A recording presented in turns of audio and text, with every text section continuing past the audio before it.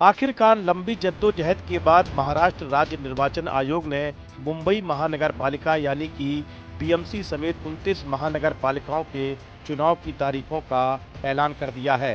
राज्य के मुख्य चुनाव आयुक्त दिनेश वाघमारे और आयोग के सचिव सुरेश काकानी ने प्रेस कॉन्फ्रेंस को संबोधित किया और चुनाव की तारीखों की घोषणा की। इसके साथ ही राज्य में आदर्श आचार संहिता भी लागू हो गई है। चुनाव आयोग ने बताया कि 29 महानगर पालिकाओं के चुनाव एक ही चरण में आयोजित कराए जाएंगे।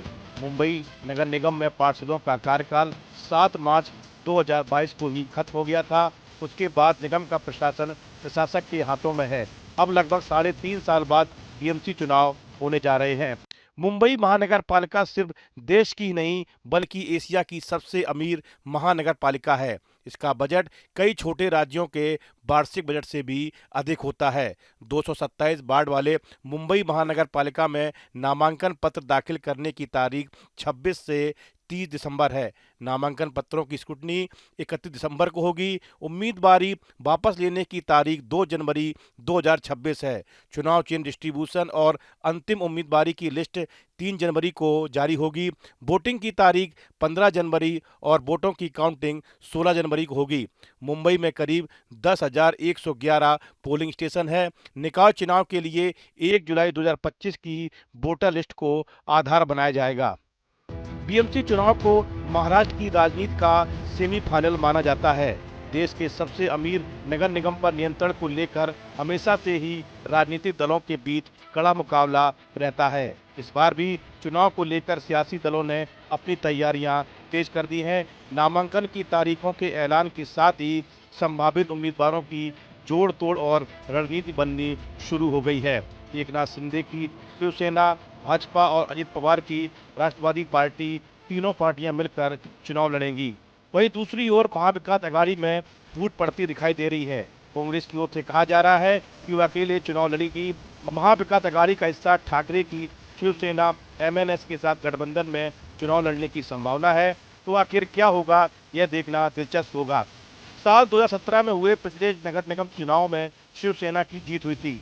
तब तक शिवसेना बटी नहीं थी। उसे कुल 84 सीटें मिली थी, जबकि बीजेपी और कांग्रेस को 82 और 21 सीटें मिली थी। इसके बाद महाराष्ट्र नवनिर्माण सेना के 7 में से 6 कॉरपोरेटर शिवसेना में शामिल हो गए थे।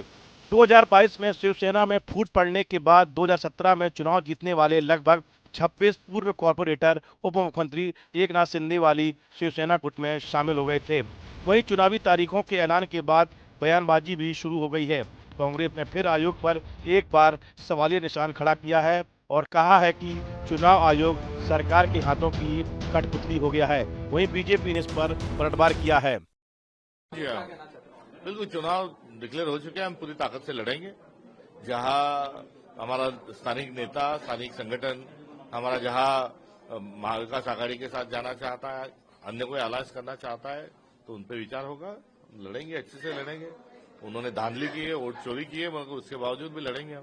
देखो, कुल मिला के पूरा चुनाव आयोग ही जो है वो कठपुतली बन चुका है सरकार के हाथों की।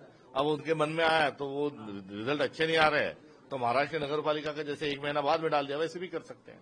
देखते हैं आज पार्टी राजनीतिक विशेषज्ञों का मानना है कि ये नगर निकाय चुनाव न सिर्फ स्थानीय सरकारें तय करेंगे, बल्कि आने वाले विधानसभा और लोकसभा चुनाव के लिए जनता का मूड भी साफ तौर पर दिखा देंगे।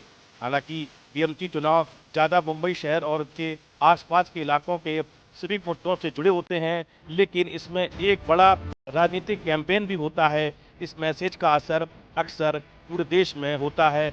मुंबई शहर भारत का एक छोटा सा रूप है और चुनाव पर उन लोगों की भी कड़ी नजर रहती है जिनका इससे सीधे तौर पर कोई लेना देना नहीं है।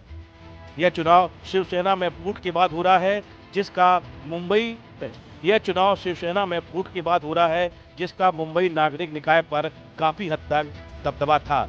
2017 में फूट के कारण महाराष्ट्र के पूर्व मुख्यमंत्री एकनाथ शिंदे के नेतृत्व वाले शिवसेना गुट के पास सबसे ज्यादा कॉर्पोरेटर थे, लेकिन इस बार उद्धव ठाकरे के नेतृत्व वाला शिवसेना गुट और राज ठाकरे के नेतृत्व वाली महाराष्ट्र नवनिर्माण सेना भी अहम भूमिका निभा रही है।